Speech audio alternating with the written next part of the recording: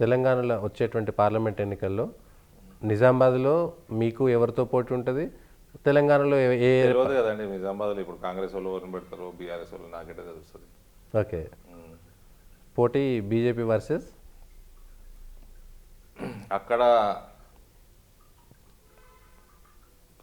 పెద్ద పోటీ ఉండకపోవచ్చు సార్.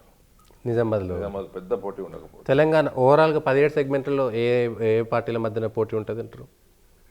బీజేపీ పోటీలో అన్ని జాగాలలో ఉంటుంది. 17లో బీజేపీ వర్సెస్ క్యాండిడేట్ని బట్టి గెలుపు ఓటమిలో నిర్ణయం అవుతాయి. బీజేపీ అన్ని స్థానాల్లో కూడా మంచి పోటీ, మంచి ఓటు సంపాదిస్తుంది.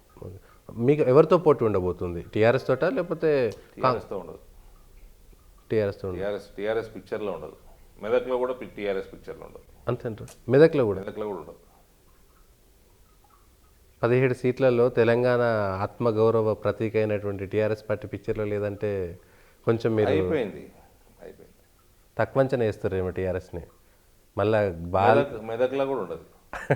బంతిని నేలకు కొట్టినట్టుగా పైకి లేస్తుంది అనేటువంటిది టీఆర్ఎస్ నాయకులు చెప్తున్నటువంటి మాట. బంతిలో వేస్తే అది పెట్టలేదు కదా. భారతీయ జనతా పార్టీ మిగిలిన పార్టీలను ఓడించేంత శక్తి తెలంగాణ నాయకత్వం అంటే అసెంబ్లీలో లేనటువంటి నాయకత్వం ఇప్పుడు ఎట్లా వస్తుంది అనేటువంటిది ఒక క్వశ్చన్ వస్తుంది కదండి. భారతీయ జనతా పార్టీ గెలుస్తుందని కొట్లాడుతుంది ఎలక్షన్ అని చెప్తున్నాం. తెలంగాణలో కూడా మోడీ ప్రభావం, మోడీకి వేసే ఓటు ఇది. తెలంగాణలో కూడా దేశం ప్రధానికి ఓటేసేది. అంతే అంతే. తెలంగాణ అయితే ఇది పాకిస్తాన్ కాదు కదా ఇది. ఓకే, తెలంగాణకు వచ్చేద్దాం. పాకిస్తాన్కి అనుకూలంగా కొన్ని ప్రాంతాలు ఉండొచ్చు తెలంగాణలో, కానీ మరి అక్కడెందుకు దృష్టి పెడతలేరు? మరి అక్కడెందుకు దృష్టి పెడతలేరు? ఆడ కూడా పెట్టినాం దృష్టి. ఓకే,